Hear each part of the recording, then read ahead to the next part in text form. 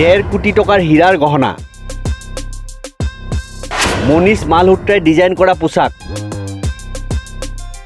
18 পৰা 20 কোটি টকীয়া চুমি বৰাৰ বিয়াৰ কাহিনী যিখন বিয়াত নাছিল অসমীয়া সমাজৰ কোনো পৰম্পৰাগত নিয়ম এই বিয়াখনৰ বাবে বিমানৰ ভাড়াৰ নামতে খৰচ কৰিছিল 67 লাখ টকা বিশাল ফুকনক গ্ৰেপ্তাৰ কৰাৰ পিছতে অন্তৰ্ধান অভিনেত্ৰী কোৰিওগ্ৰাফাৰ চুমি বৰা মোবাইল অফ কৰি আত্মগোপন কৰিছে চুমি বৰাই প্ৰবঞ্চনাৰে কোটি কোটি টকাৰ মালিক হোৱা বিশাল ফুকনৰ সৈতে চুমি বৰাৰ নাম সাঙুৰ খোৱাৰ পিছতে এতিয়া বহু প্ৰশ্নৰ উদয় হৈছে ৰাইজৰ মনত চুমি বৰাৰ বিয়াক লৈ চৰ্চা হৈছে ছ'চিয়েল মিডিয়াত কেনেকৈ চুমি বৰাই উদয়পুৰত ৰাজকীয় ডেষ্টিনেশ্যন ৱেডিং পাতিছিল তাৰ কিছু আঁত বিচাৰি পাইছে বহুতেই অভিযোগ অনুসৰি চুমি বৰাৰ বিয়াত পানীৰ দৰে ধন খৰচ কৰিছিল বিশালে পোহৰলৈ অহা তথ্য অনুসৰি ৰাজস্থানৰ উদয়পুৰত অনুষ্ঠিত ডেষ্টিনেশ্যন ৱেডিঙত বতাহৰ দৰে ধন উৰুৱাইছিল বিশাল ফুকনে এই বিয়াখনৰ বাবে বিমানৰ ভাড়াৰ নামতে খৰচ কৰিছিল 67 লাখ টকা গুৱাহাটীৰ পৰা দিল্লী হৈ জয়পুৰ ডিব্ৰুগড়ৰ পৰা দিল্লী হৈ জয়পুৰৰ লগতে আন গুৰুত্বপূৰ্ণ স্থানৰ পৰা বিমানৰ টিকট বুক কৰা হৈছিল বিয়াৰ বাবে মানুহ নিবলৈ এই বিয়াত এনে বহু লোকো আছিল যিসকলে প্ৰথমবাৰৰ বাবে বিমানত উঠিছিল জয়পুৰৰ উদয়পুৰ পেলেছত অনুষ্ঠিত হৈছিল চুমি বৰাৰ ৰাজকীয় বিয়াৰ অনুষ্ঠান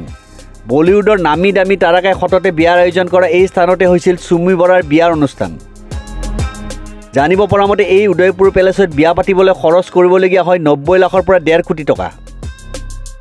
চুমি বৰাৰ বিয়ালৈ যোৱা প্ৰতিজন লোকক বিমানবন্দৰৰ পৰা অনা নিয়াৰ লগতে ৰাজস্থানৰ বিভিন্ন স্থান ভ্ৰমণো কৰোৱাইছিল তেওঁলোকে বিয়াৰ সমস্ত দায়িত্ব দিয়া হৈছিল এটা এজেন্সিক যিখন বিয়াত নাছিল অসমীয়া সমাজৰ কোনো পৰম্পৰাগত নিয়ম তাৰ পৰিৱৰ্তে দেখা গৈছিল ৱাইন চেঞ্জৰ দৰে পশ্চিমীয়া সংস্কৃতি দেখা গৈছিল হালদি মেহেন্দি সংগীত যাক লৈ সেই সময়ত যথেষ্ট সমালোচনাৰ সন্মুখীন হৈছিল চুমি বৰা কিন্তু টকা আছে বাবে পাতিছে তেনে মন্তব্যও বহুতে নকৰা নহয় কাৰণ সেই সময়ত চুমি বৰাৰ বিয়াত খৰচ কৰা টকাৰ উৎসৰ ৰহস্য কোনেও জনা নাছিল ইমানেই নহয় বিয়াৰ বাবে চুমি বৰাই ক্ৰয় কৰিছিল 1.5 কোটি টকাৰ হীৰাৰ গহনা গুৱাহাটীৰ জুৱেলাৰীৰ পৰা চুমিয়ে বিয়াৰ বাবে গহনা ক্ৰয় কৰিছিল হয়তো এই খৰচো বিশালৰে আছিল তথ্য অনুসৰি চুমি বৰাৰ এই ডেষ্টিনেশ্যন ৱেডিঙত খৰচ হৈছিল প্ৰায় 18 পৰা 20 কোটি টকা যি খৰচ বহন কৰিছিল পাতি লোৱা ভায়েক বিশাল ফুকনে নিজে বিলাসী জীৱন কটোৱা বিশালে চুমি বৰাৰ বাবেও খৰচ কৰিছিল কোটি কোটি টকা তথ্য অনুসৰি বিশালে চুমিক উপহাৰ দিছিল দুটাকৈ ফ্লেট বিয়াৰ পিছতে চুমি বৰাই উৰা মাৰিছিল ডুবাইলৈ ডুবাইত হৈছিল অসমৰ ইতিহাসৰ আটাইতকৈ বিলাসবহুল ছবিৰ চুক্তিৰ বাবে বিশ্বৰ ভিতৰতে সৰ্বোচ্চ অট্টালিকা বুৰ্জ খালিফাৰ 7 লাখ টকীয়া বিলাসবহুল কোঠাত হৈছিল আজিও কোনো নামগুণ নোহোৱা ছবিৰ চুক্তি বুৰ্জ খালিফাৰ কোঠাও বুকিং কৰি দিছিল বিশাল ফুকনেই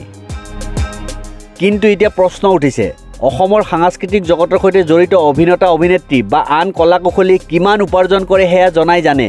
অসমৰ নামজ্বলা অভিনেতা অভিনেত্ৰীসকলেও আজি পৰ্যন্ত এনেধৰণৰ ৰাজকীয় বিয়া পতা দেখা যোৱা নাই মাত্ৰ কিছুদিন পূৰ্বে কেৰিয়াৰ আৰম্ভ কৰা চুমি বৰাই ক'ত পাইছিল ইমান ধন নিউজ ডেস্ক ৰিপৰ্ট নিউজ 13